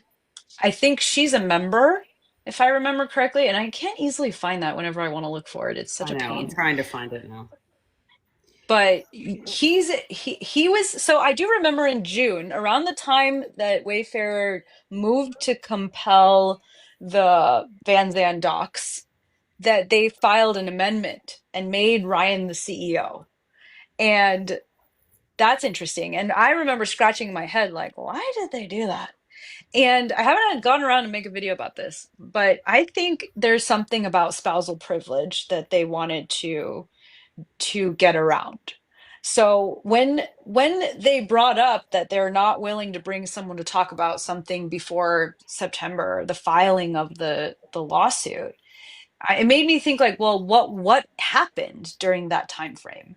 If Blake was the owner of this organization, then presumably she was the one that was having, she would be the corporate representative. Making Ryan the CEO makes him the corporate representative. And so now you have this issue where he's going to get deposed about communications that he had on behalf of Vanzan about filing this lawsuit, this Doe lawsuit. And so those communications are going to include, did you talk to Blake Lively? Not your wife. You corporation, Vanzan. Did you talk to Blake Lively about this? And I want to see all the communications about it. Totally fair game. Yep. Totally fair game. Let's say it was different. Let's say it was, whatever. I always look at like what's on my desk and then name the thing. Stanley. What if it was like, what if it was Stanley? Stanley, Corporation Stanley, did you have conversations with Blake Lively about this lawsuit that you filed against her, movie set? And so, yeah, you bet your bottom dollar there were conversations between Ryan Reynolds and Blake Lively when they were going to file this Doe lawsuit. And so then there's the question of, is that privilege? They're married. Does spousal privilege attach? And it's like there might be answers to that, but that just makes it really hairy.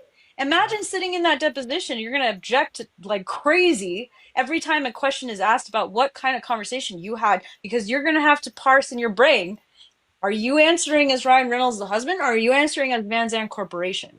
Yeah. Because if you're answering as Vanzan Corporation, you don't have no spousal privilege. I don't know why I just got like, crazy talk, but like that's you. So that's the question I think that is going to come up, and the problem that has been created here for Wayfair by naming him as the CEO of Vanzan. Yeah, I agree. Lots of spousal privilege questions. I mean, it's more complicated when a husband and wife also own a business together, because as you were just saying, the point of the spousal privilege is that you should be able to talk to your spouse without that person then being compelled to testify, right? Everyone should have a safe space. But when your spouse also becomes your business partner, then you have to kind of figure out, was this a business partner conversation or was this a spousal conversation? And it applies the same way in civil as it does in criminal. Someone just asked. The evidence code is the same regardless of what type of court you're in. It doesn't change. But honestly, I mean, I've been thinking for a while too, like you said earlier with her sexual harassment claims, and even to some degree her retaliation claims, some of her damages are her emotional distress.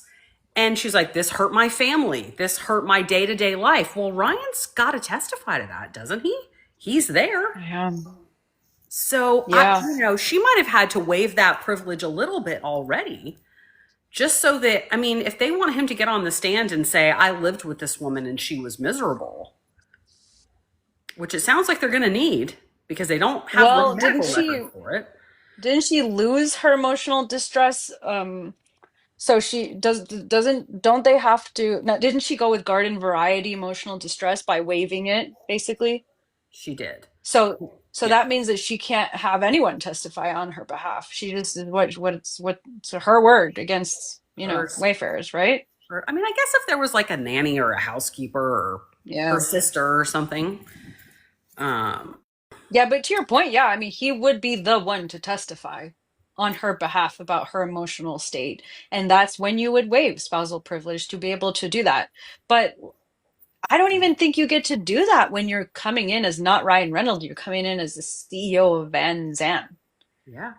Like even let's say somehow they have somebody else appear to testify on behalf of Vanzan. It's some other person, whatever. They go hire someone tomorrow and educate them on everything. Those communications are still relevant. And like I can imagine that there would be an issue because if they're talking as a corporation, Vanzan, who went and filed this Doe lawsuit, then all of that is relevant to the claims. And the judge essentially even ruled that even communications with the lawyers are relevant and are discoverable here. So there's a lot there that's coming out that we unfortunately don't get to see. Yeah. A lawyer cannot be deposed as a corporate representative of a company because every single thing that they say would be covered by attorney-client privilege. A lawyer is not a member of the company. It's going to have to be somebody who makes the decisions. And it may be narrow. The thing that I'm the most interested in, I did a video about it the other day, is that the Vanzan lawsuit is specifically based on the idea, it's a breach of contract case, that Vanzan is suing Does 1 through 10 for breach of contract. Yet they claim, so they're like, we have a contract with you and it requires you to do this, but we don't know who you are and we don't have the contract. I would love to ask those questions, right? Oh Because my it's God. like, you're going to bring a lawsuit against somebody based on breach of contract, but you don't know anything about a contract. I think they know what the But you don't answer know is. who you were in contract with. Come on. Come on. Come on. And I think if the answer is, well, you know, it was unclear, then that allows Wayfair to say this was a sham. I think they're trying to establish that this was, in fact, a sham. What that'll mean, we still have yet to see. Yeah, that's a question that comes up a lot, and I don't have a good answer ever for it. It's like, well, what are the ramifications for this? And I think I hate to use the lawyer response. It depends, but I think it just depends on how Wayfair decides to use it. Like, it's not quite criminal law where, there's a fruit of the poisonous tree argument where evidence could be excluded. But, I could see it coming up in a motion in limine before trial to say, like, this evidence, there's unclean hands and what have you. Some arguments to be made that we can't present certain types of evidence because of whatever. I don't think that that's likely to prevail. But I think, they could seek an abusive process claim against Vanzan and anyone associated with it. There are a few options for them. I don't know exactly how they will go about it, but it's not a good look for Lively and her side to have this like looming over them. Yeah, I mean, it's not, you can use evidence that you get from a different case, in any case that you want to from a civil standpoint. Evidence is evidence. But this took it so far beyond that. And I think people have largely stopped. But I got so tired for a while of people litigating in the comments this issue of, but did Stephanie Jones own the phone or did Jennifer Abel own the phone? Whose phone was it? Was it her work phone? And it does not matter. The point, it might matter for Jen Abel's claims, but for Wayfair, it does not matter what device it was on. What matters is that there were communications that Jones had custody of that Jones agreed to keep confidential in writing, and she didn't do it. She didn't do it. And so it doesn't really matter whose phone it was. Yeah.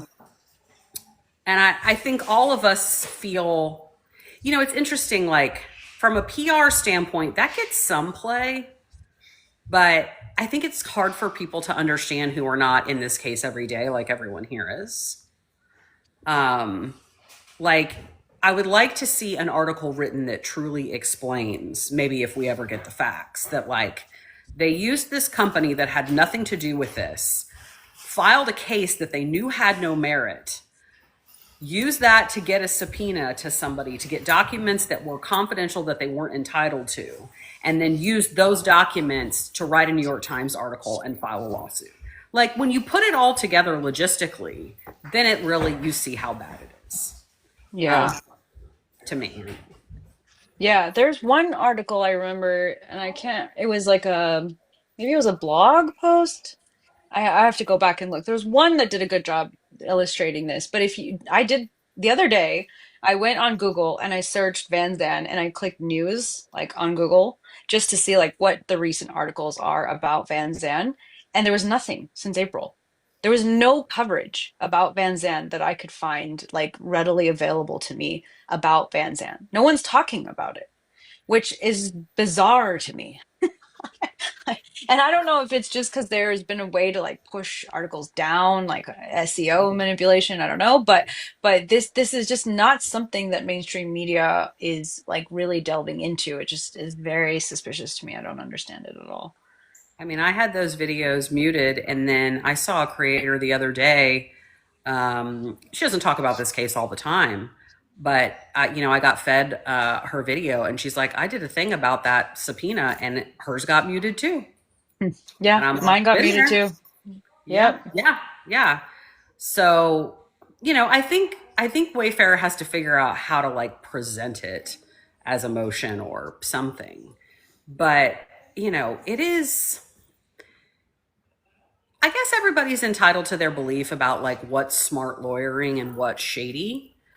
But I mean, all of the people who say, like, it's fine, it's really not that big of a deal, I think it's really important about what would you feel like if it was you?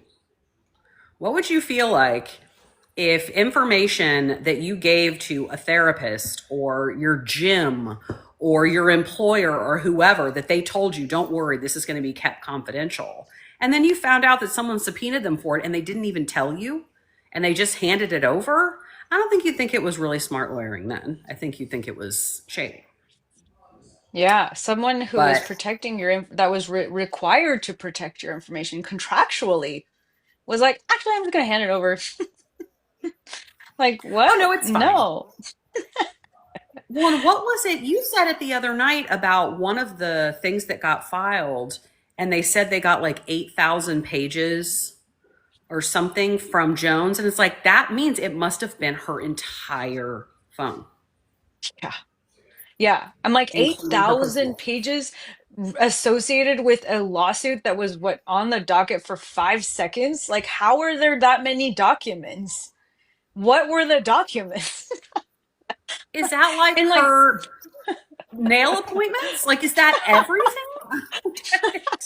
I mean, right? Like it begs the question. I mean, either they're exaggerating that number, which they've done kind of in the past, presented information that seemed outrageous, or it is really that many documents, and you're thinking like, well, what does it contain? How is there that much communication or email traffic, text traffic about a lawsuit that was against a Doe defendant that didn't go anywhere, that was withdrawn before a judge was even assigned to it? I don't know. Yeah. Yeah, and then published them in the New York Times. Yeah.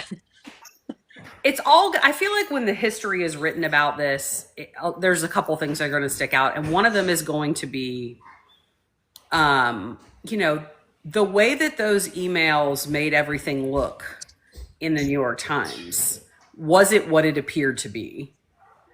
And is there actual evidence that those things was done, or was that just posturing?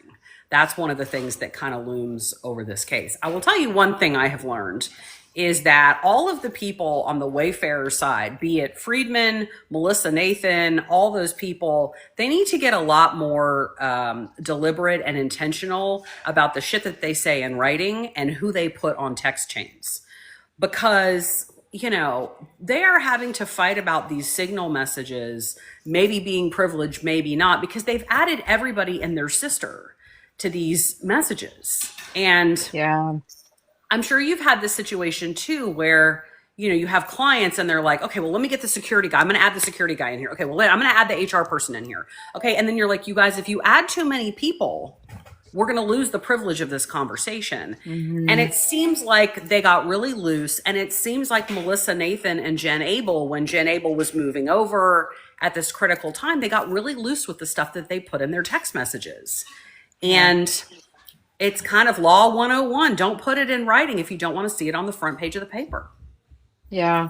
Say E for email and E for text is for evidence. I always tell people that when I give harassment trainings, like That's awesome. I love that. you, and like there's this exercise I always, when I used to give trainings, I don't give them anymore, but when you read a sentence, you can, if there's like 10 words in a sentence and you read it 10 times, emphasizing the first word, then the second word, then the third word, it has 10 completely different meanings. And they're always going to pick the worst meaning. They're going to bold, underline, italicize the worst possible meaning. So don't put it in text. But also, like sarcasm and context and inside jokes, that stuff gets lost. So you're just It saying does. like, oh, you blah blah blah blah blah, that's how you really feel. Like that's why it's really just bad practice. And I agree. I mean, I get emails sometimes, clients adding all these people in, and I'm like, no, well, I'm not going to advise on this because like this is not, they're just going to go produce it. And the worst thing you could do is have your lawyer be a witness. Like, you just don't. That's bad. I You want to talk don't, about, yeah. I don't know if you have time, but I want to talk about the New York Times, trying to get their final judgment. Oh, yeah, yeah, Um, yeah. I want to know your thoughts about that.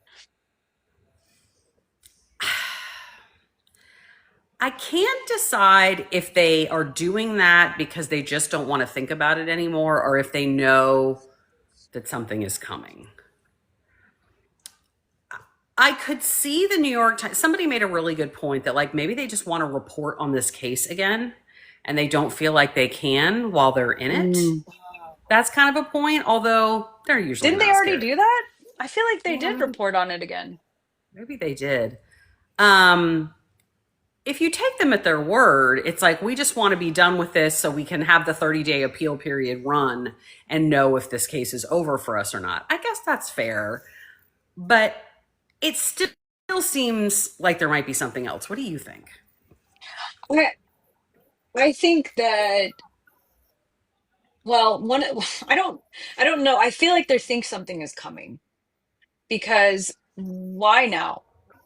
Like they could have done it months ago. June 9th was the order. They could have come on June 12th and been like, okay, final judgment. Why Like, why now? now? Yes. Katie. Thank you, Katie. Thank you, Katie.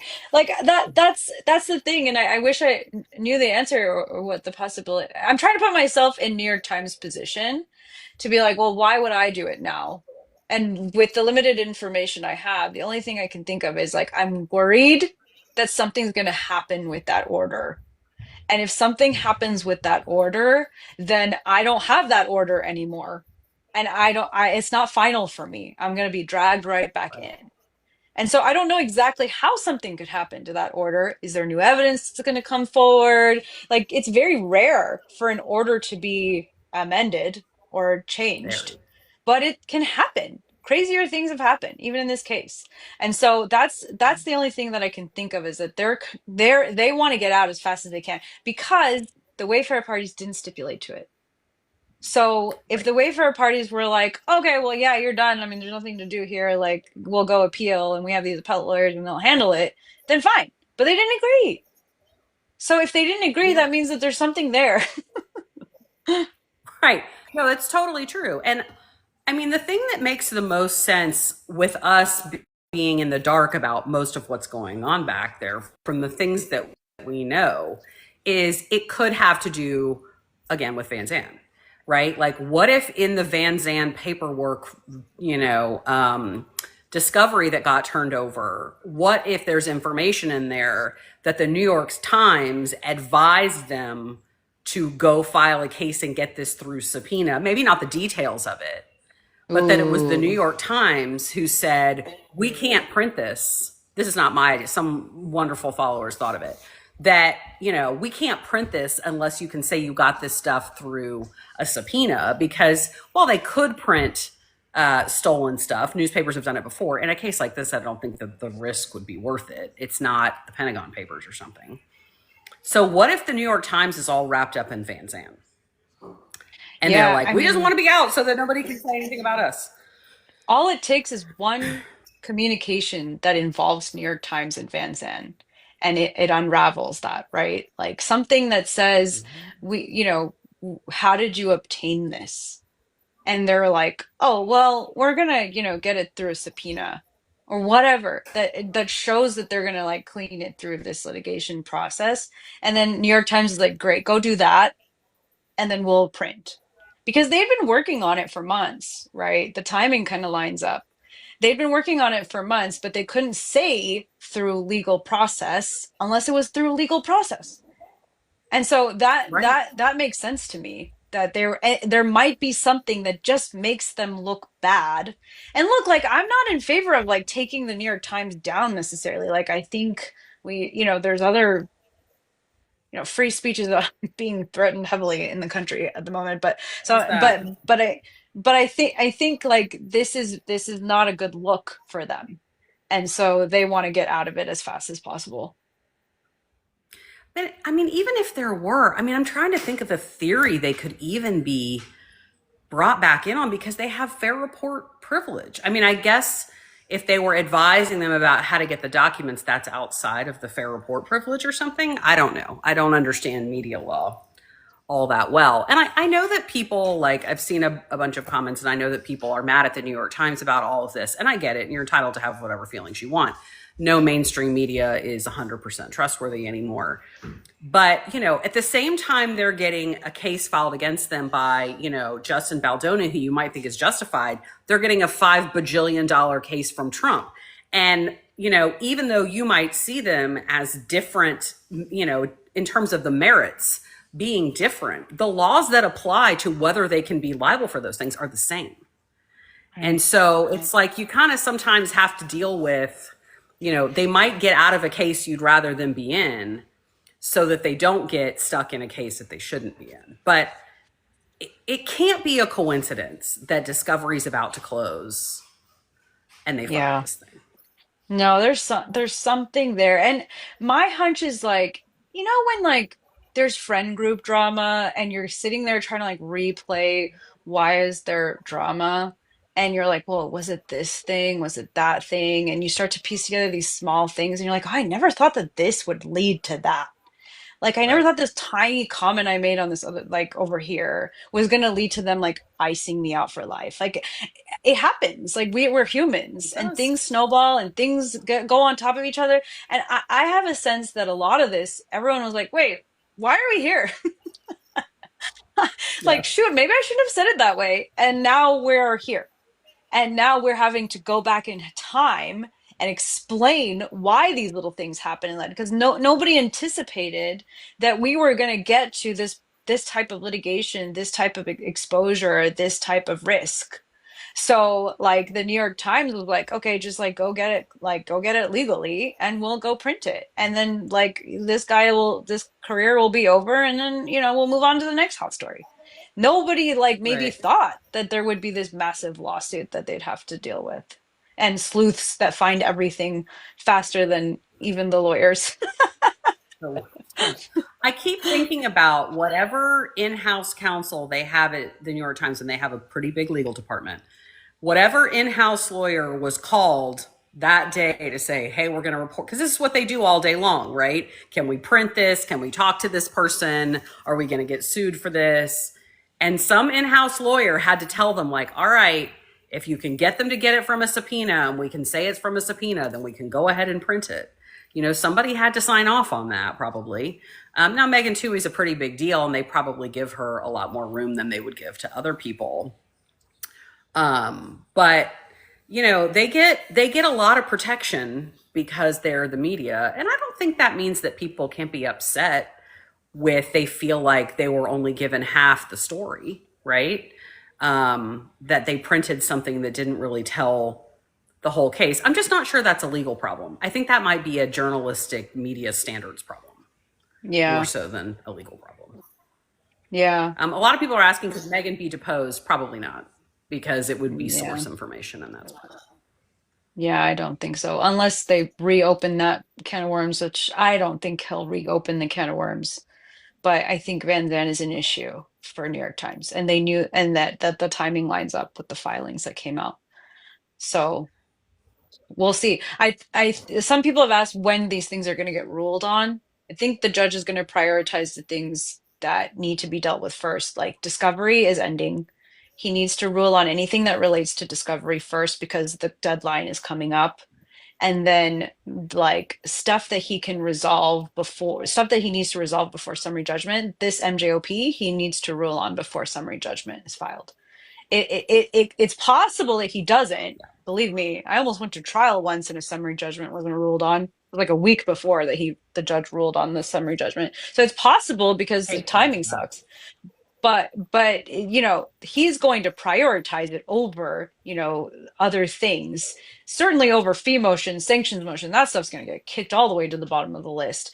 But in terms of timing, I think we'll see an MJOP ruling possibly even before this New York Times trying to seek final judgment, unless he's working on it, unless he's ready to go or his clerks are ready to go. I mean, I feel bad for those clerks.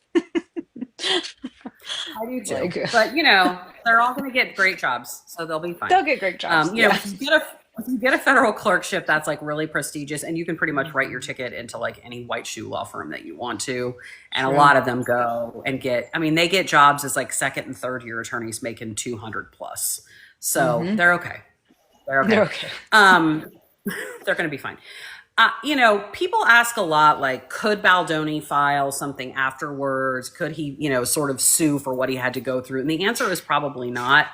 But I do think it's important for people to know that to the extent that Wayfarer prevails on this motion for judgment on the pleadings, because it is a dispositive motion, if they were the prevailing party on some of these claims, that could entitle them to have all their attorney's fees paid.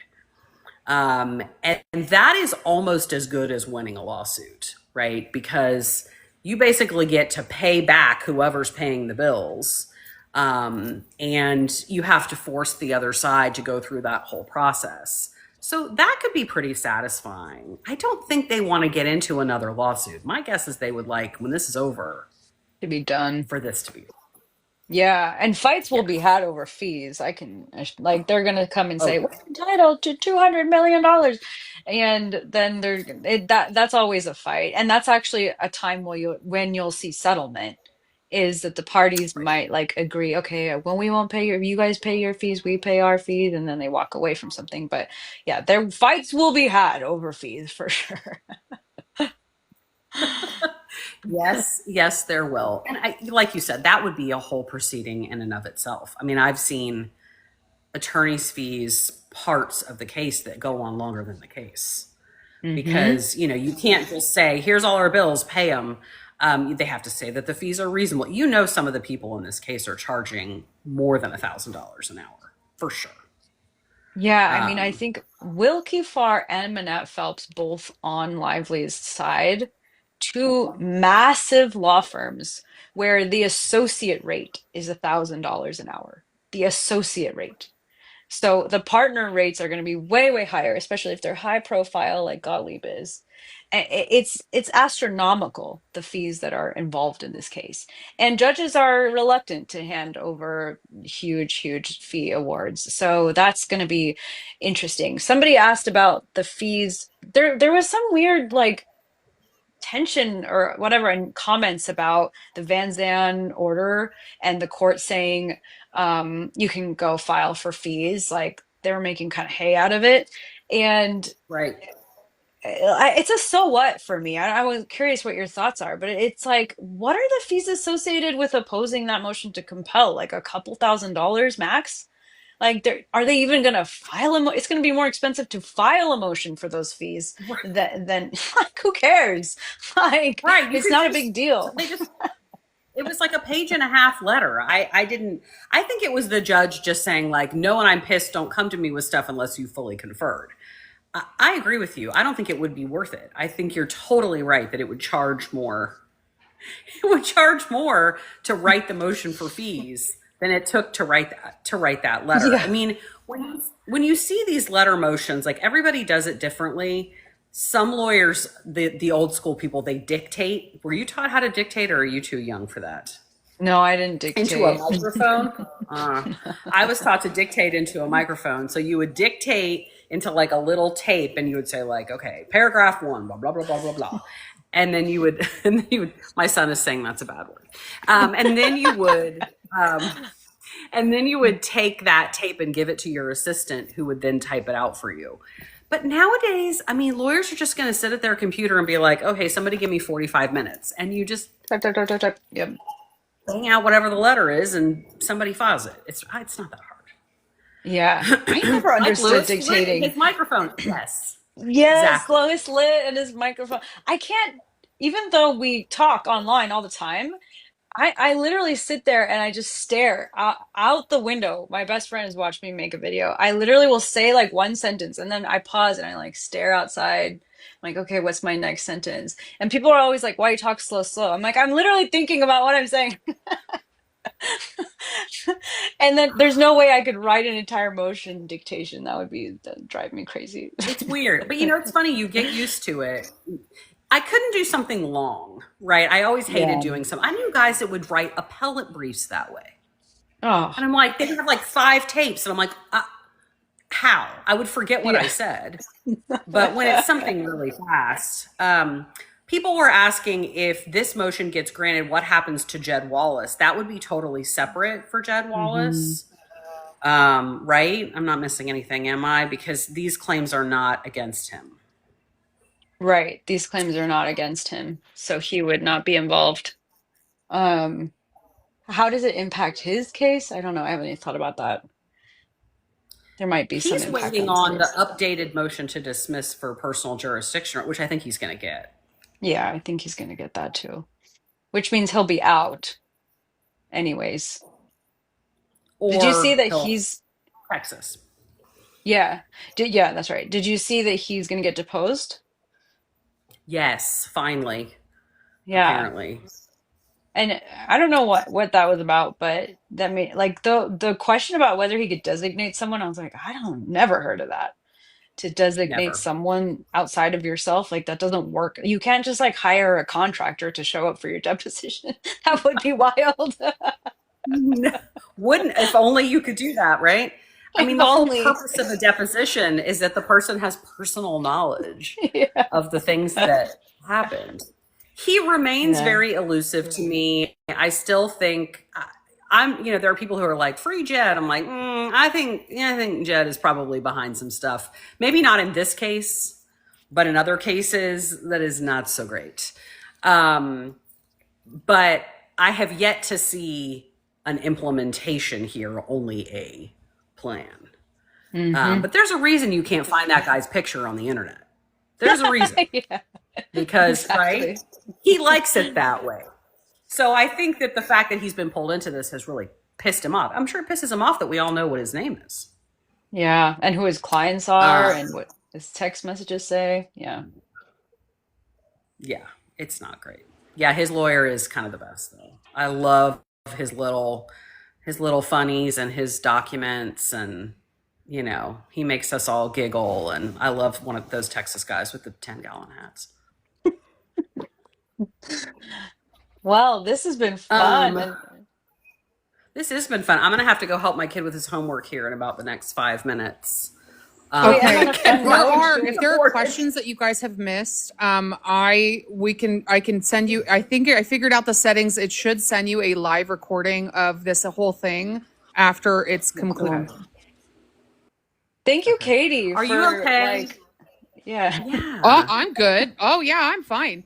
People are in, Okay. but other than that, no, yeah, we're good. We're just keeping on. Here, I guess I can untape. I taped a piece of white tape to my phone because I was like trying to figure out how to do this while remaining, because it's not my live, it's you guys. So I taped a piece of white tape so that background could stay on. But no, yeah, things are good.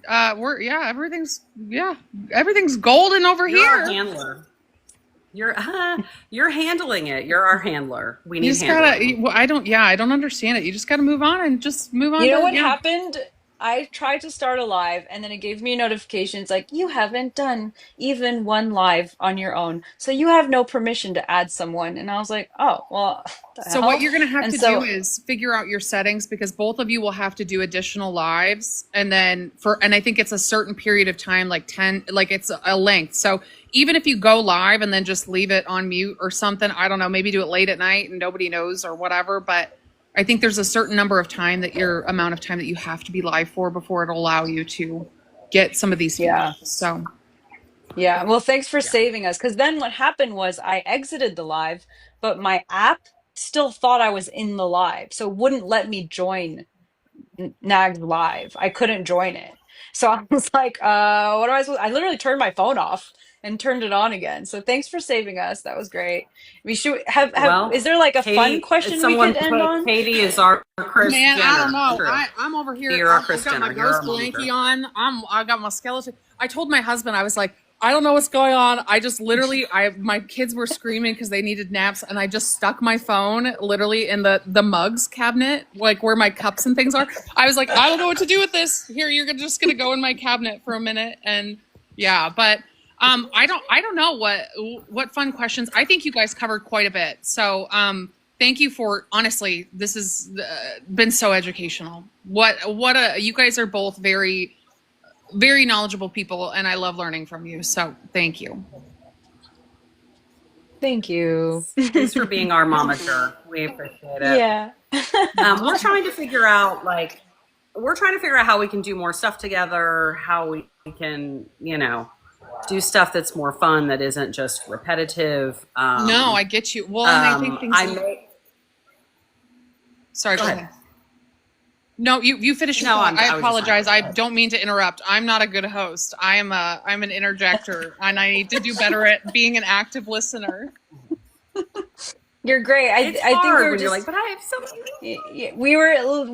we're trying to figure out how to bring more content to you guys, like not necessarily just lively content, but like some we're working behind the scenes on some potential stuff. So one day we'll figure out how to do a live on our own. Maybe we should master that. Step one.